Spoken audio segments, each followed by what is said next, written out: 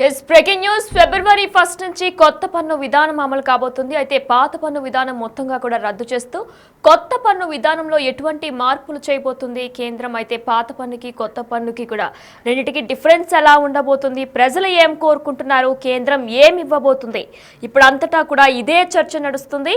ఫిబ్రవరి 1న కేంద్ర ప్రభుత్వం ప్రవేశపెట్టే బడ్జెట్ కోసం అంతా ఆశగా ఎదురుచూస్తున్నారు.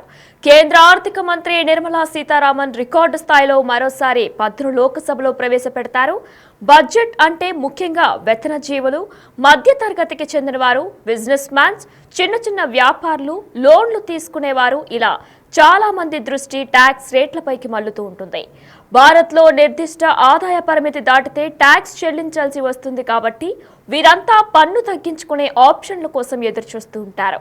పన్ను రేట్లు తగ్గించాలని, ఇతర మినహాయింపులు పెంచాలని ఇలా ఎన్నో కోరుకుంటూ ఉంటారు. కేంద్ర ప్రభుత్వం కూడా గత కొన్ని బడ్జెట్ల నుంచి కొత్త పన్ను విధానంలో కీలక మార్పులు చేస్తున్న నేపథ్యంలో ఈసారి కూడా చాలానే డిమాండ్లు ట్యాక్స్ పేయర్ల నుంచి వస్తున్నాయి. వాటిలో కీలకంగా ఉన్నవి కొన్నిటి గురించి ఇప్పుడు మనం తెలుసుకుందాం. అయితే ముఖ్యంగా మన దేశంలో పరిమితికి మించి సంపాదిస్తున్న చాలా మంది ఐటీఆర్ ఫైలింగ్ మాత్రం చేయట్లేదు. ఏటా ఈ సంఖ్యను పెంచాలని కేంద్రం ఎప్పటి నుంచో ప్రయత్నిస్తుంది. ఇందులో భాగంగానే 2020-21 ఆర్థిక సంవత్సరంలో కీలక మార్పులతో ట్యాక్స్ పేయర్లను ఆకర్షిస్తూ కొత్త పన్ను విధానం తీసుకొచ్చింది.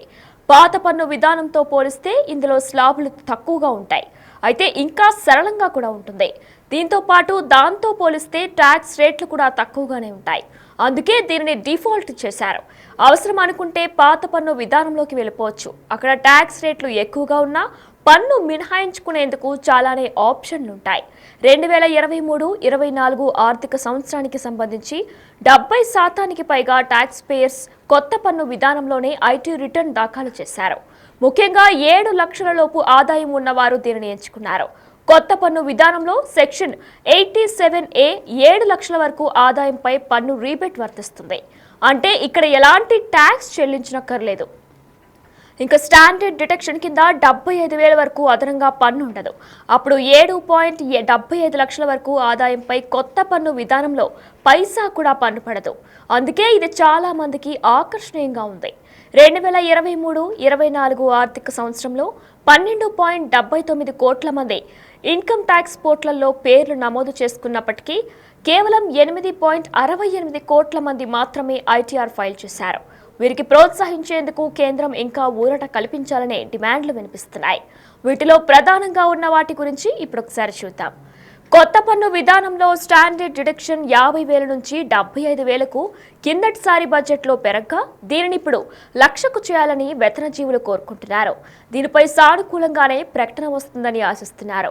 పన్ను విధానాన్ని మరింత సరళీకరించడంతో భాగంగా ట్యాక్స్ స్లాబుల్ని 6 నుంచి 3 స్లాబులకు కుదిర్చాలని డిమాండ్ చేస్తున్నారు.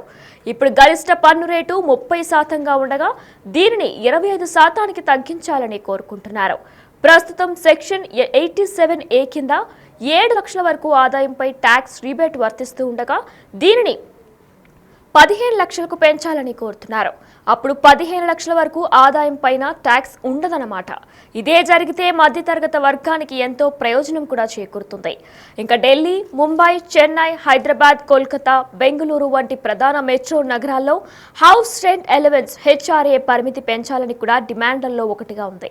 ఇది బేసిక్ శాలరీలో కనీసం 50%గా ఉంచాలన్న డిమాండ్ ఉంది. వీటిని అదనంగా పాత పన్ను విధానంలో సెక్షన్ 80C సహా ఇతర మినహాయింపులు ఉండగా కొత్త పన్ను విధానానికి కూడా వీటిని విస్తరించాలని కూడా కోరుకుంటున్నారు.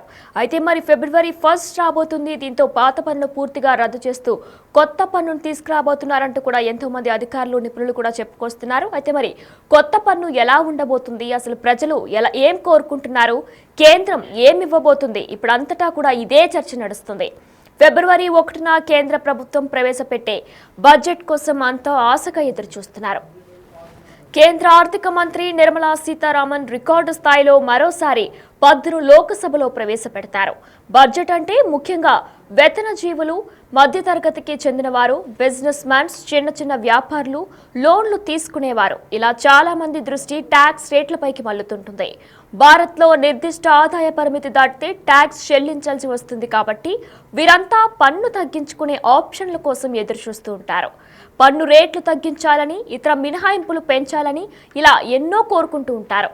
కేంద్ర ప్రభుత్వం కూడా గత కొన్ని బడ్జెట్ల నుంచి కొత్త పన్ను విధానంలో కీలక మార్పులు చేస్తున్న నేపథ్యంలో ఈసారి కూడా చాలానే డిమాండ్లు ట్యాక్స్ పేయర్ల నుంచి వస్తున్నాయి. వాటిలో కీలకంగా ఉన్నవి కొన్నిటి గురించి ఇప్పుడు ఒకసారి మనం తెలుసుకుందాం. ముఖ్యంగా మన దేశంలో పరిమితికి మించి సంపాదిస్తున్న చాలా మంది ఐటీఆర్ ఫైలింగ్ మాత్రం చేయట్లేదు. ఏటా ఈ సంఖ్యను పెంచాలని కేంద్రం ఎప్పటి నుంచో ప్రయత్నిస్తుంది. ఇక ఇందులో భాగంగానే 2020-21 ఆర్థిక సంవత్సరంలో కీలక మార్పులతో ట్యాక్స్ పేయర్లను ఆకర్షిస్తూ కొత్త పన్ను విధానం తీసుకొచ్చింది. పాత పన్ను విధానంతో పోలిస్తే ఇందులో స్లాబులు తక్కువ, ఇంకా సరళంగా కూడా ఉంటుంది. దీంతో పాతదాంతో కూడా పోలిస్తే ట్యాక్స్ రేట్లు కూడా తక్కువగానే ఉంటాయి. అందుకే దీనిని డిఫాల్ట్గా చేశారు. అవసరం అనుకుంటే పాత పన్ను విధానంలోకి కూడా వెళ్ళిపోవచ్చు. అక్కడ ట్యాక్స్ రేట్లు ఎక్కువగా ఉన్నా పన్ను మినహాయించుకునేందుకు చాలానే ఆప్షన్లున్నాయి. 2023-24 ఆర్థిక సంవత్సరానికి సంబంధించి 70% పైగా టాక్స్ పేయర్స్ కొత్త పన్ను విధానంలోని ఐటీ రిటర్న్ దాఖలు చేశారు. ముఖ్యంగా 7 లక్షల లోపు ఆదాయం ఉన్నవారు దీనిని ఎంచుకున్నారు. కొత్త పన్ను విధానంలో సెక్షన్ 87A 7 లక్షల వరకు ఆదాయంపై పన్ను రీబేట్ వర్తిస్తుంది. అంటే ఇక్కడ ఎలాంటి ట్యాక్స్ చెల్లించనక్కర్లేదు. ఇంకా స్టాండర్డ్ డిడక్షన్ కింద 75,000 వరకు అదనంగా పన్ను ఉండదు. అప్పుడు 7.75 లక్షల వరకు ఆదాయంపై కొత్త పన్ను విధానంలో పైసా పన్ను పడదు. అందుకే ఇది చాలా మందికి ఆకర్షణీయంగా కూడా ఉంటుంది. అయితే 2023-24 ఆర్థిక సంవత్సరంలో 12.79 కోట్ల మంది ఇన్కమ్ ట్యాక్స్ పోర్టల్లో పేర్లు నమోదు చేసుకున్నప్పటికీ కేవలం 8.68 కోట్ల మంది మాత్రమే ఐటీఆర్ ఫైల్ చేశారు. వీరిని ప్రోత్సహించేందుకు కేంద్రం ఇంకా ఊరట కల్పించాలనే డిమాండ్లు కూడా వినిపిస్తున్నాయి. వీటిలో ప్రధానంగా ఉన్న వాటి గురించి ఇప్పుడు ఒకసారి మనం తెలుసుకుందాం. కొత్త పన్ను విధానంలో స్టాండర్డ్ డిడక్షన్ 50,000 నుంచి 75,000కు కిందటిసారి బడ్జెట్లో పెరగ్గా దీనిని ఇప్పుడు 1,00,000కు చేయాలని వేతనజీవులు కోరుకుంటున్నారు. దీనిపై సానుకూలంగానే ప్రకటన కూడా వస్తుందని ఆశిస్తున్నారు. పన్ను విధానాన్ని మరింత సరళీకరించడంతో భాగంగా ట్యాక్స్ స్లాబుల్ని 6 నుంచి 3 స్లాబులకు కుదించాలని డిమాండ్ చేస్తున్నారు. ఇప్పుడు గరిష్ట పన్ను రేటు 30%గా ఉండగా దీనిని 25%కి తగ్గించాలని కూడా కోరుకుంటున్నారు. ప్రస్తుతం సెక్షన్ 87A కింద 7 లక్షల వరకు ఆదాయంపై ట్యాక్స్ రీబేట్ వర్తిస్తూ ఉండగా దీనిని 15 లక్షలకు పెంచాలని కోరుతున్నారు. అప్పుడు 15 లక్షల వరకు ఆదాయం పైన ట్యాక్స్ ఉండదన్నమాట. ఒకవేళ కనుక ఇదే జరిగితే మధ్యతరగతి వర్గానికి ఎంతో కొంత ప్రయోజనం చేకూరుతుంది. ఇంకా ఢిల్లీ, ముంబై, చెన్నై, హైదరాబాద్, కోల్కతా, బెంగళూరు వంటి ప్రధాన మెట్రో నగరాల్లో హౌస్ రెంట్ అలవెన్స్ HRA పరిమితి పెంచాలని కూడా డిమాండ్లలో ఒకటిగా ఉంది. ఇది బేసిక్ శాలరీలో కనీసం 50% ఉంచాలన్న డిమాండ్ కూడా ఉంది. వీటిని అదనంగా పాత పన్ను విధానంలో సెక్షన్ 80C సహా ఇతర మినహాయింపులు ఉండగా కొత్త పన్ను విధానానికి కూడా వీటిని విస్తరించాలని కూడా కోరుకుంటున్నారు. అయితే త్వరలోనే ఫిబ్రవరి 1న అంటే ఎల్లుండ కొత్త పన్ను విధానం అమల్లోకి రాబోతుంది. ప్రజలు ఏం కోరుకుంటున్నారు, కేంద్రం ఏమి ఇవ్వబోతుంది అని కూడా ప్రస్తుతం అంతటా ఇదే చర్చ నడుస్తుంది. అయితే ఫిబ్రవరి 1న కేంద్ర ప్రభుత్వం ప్రవేశపెట్టే బడ్జెట్ కొంత కోసం అందరూ కూడా ఎంతో ఆసక్తిగా ఎదురు చూస్తున్నారు. కేంద్ర ఆర్థిక మంత్రి నిర్మలా సీతారామన్ రికార్డు స్థాయిలో మరోసారి 10ను లోక్సభలో ప్రవేశపెడతారు. బడ్జెట్ అంటే ముఖ్యంగా వేతనజీవులు, మధ్యతరగతికి చెందిన వారు, బిజినెస్ మ్యాన్స్, చిన్న వ్యాపారులు, లోన్లు తీసుకునేవారు ఇలా చాలా మంది దృష్టి ట్యాక్స్ రేట్లపైకి మళ్లుతూ ఉంటుంది. భారత్లో నిర్దిష్ట ఆదాయ పరిమితి దాటితే ట్యాక్స్ చెల్లించాల్సి వస్తుంది కాబట్టి వీరంతా పన్ను తగ్గించుకునే ఆప్షన్ల కోసం చూస్తూ ఉంటారు. పన్ను రేట్లు తగ్గించాలని, ఇతర మినహాయింపులు పెంచాలని ఇలా ఎన్నో కోరుకుంటూ ఉంటారు. కేంద్ర ప్రభుత్వం కూడా గత కొన్ని బడ్జెట్ల నుంచి కొత్త పన్ను విధానంలో కీలక మార్పులు చేస్తున్న నేపథ్యంలో ఈసారి కూడా చాలానే డిమాండ్లు ట్యాక్స్ పేయర్ల నుంచి వస్తున్నాయి. వాటిలో కీలకంగా ఉన్నవి కొన్నిటి గురించి మనం తెలుసుకుందాం.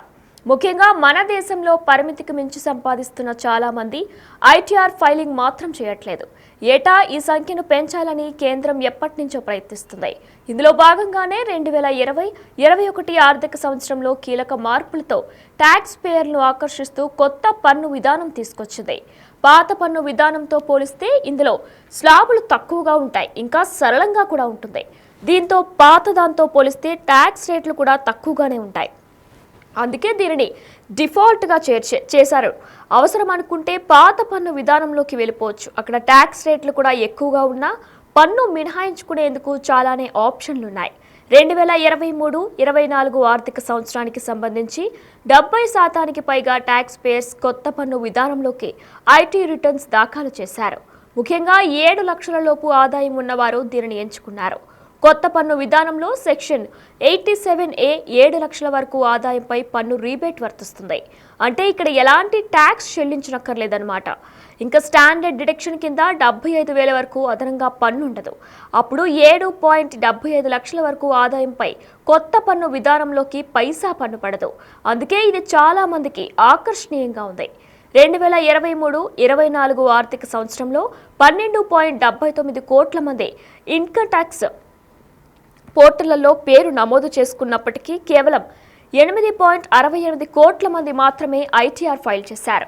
వీరిని ప్రోత్సహించేందుకే కేంద్రం ఇంకా ఊరట కల్పించాలనే డిమాండ్లు కూడా వినిపిస్తున్నాయి. అయితే వీటిలో ప్రధానంగా ఉన్న వాటి గురించి ఇప్పుడు ఒకసారి చూద్దాం. కొత్త పన్ను విధానంలో స్టాండర్డ్ డిడక్షన్ 50,000 నుంచి 75,000కు కిందటిసారి బడ్జెట్లో పెరగ్గా దీనిని ఇప్పుడు 1,00,000కు చేయాలని వేతనజీవులు కోరుకుంటున్నారు. దీనిపై సానుకూలంగానే ప్రకటన కూడా వస్తుందని ఆశిస్తున్నారు. పన్ను విధానాన్ని మరింత సరళించకపోవడంతో భాగంగా ట్యాక్స్ స్లాబుల్ని 6 నుంచి 3 స్లాబులకు కుదించాలని కూడా డిమాండ్ చేస్తున్నారు. ఇప్పుడు గరిష్ట పన్ను రేటు 30%గా ఉండగా దీనిని 25%కి తగ్గించాలని కోరుకుంటున్నారు. ప్రస్తుతం సెక్షన్ 87A కింద 7 లక్షల వరకు ఆదాయంపై ట్యాక్స్ రీబేట్ వర్తిస్తూ ఉండగా దీనిని 15 లక్షలకు పెంచాలని కోరుతున్నారు. అప్పుడు 15 లక్షల వరకు ఆదాయంపైనే ట్యాక్స్ ఉండదన్నమాటే. ఇదే జరిగితే మధ్యతరగతి వర్గానికి ఎంతో ప్రయోజనం కూడా చేకూరుతుంది. ఇక ఢిల్లీ, ముంబై, చెన్నై, హైదరాబాద్, కోల్కతా, బెంగళూరు వంటి ప్రధాన మెట్రో నగరాల్లో హౌస్ రెంట్ అలవెన్స్ HRA పరిమితి పెంచాలని కూడా డిమాండ్లలో ఒకటిగా ఉంది. ఇది బేసిక్ శాలరీలో కనీసం 50%గా ఉంచాలన్న డిమాండ్ కూడా వినిపిస్తుంది. వీటిని అదనంగా పాత పన్ను విధానంలో సెక్షన్ 80C సహా ఇతర మినహాయింపులు ఉండగా కొత్త పన్ను విధానానికి కూడా వీటిని విస్తరించాలని కూడా కోరుకుంటున్నారు.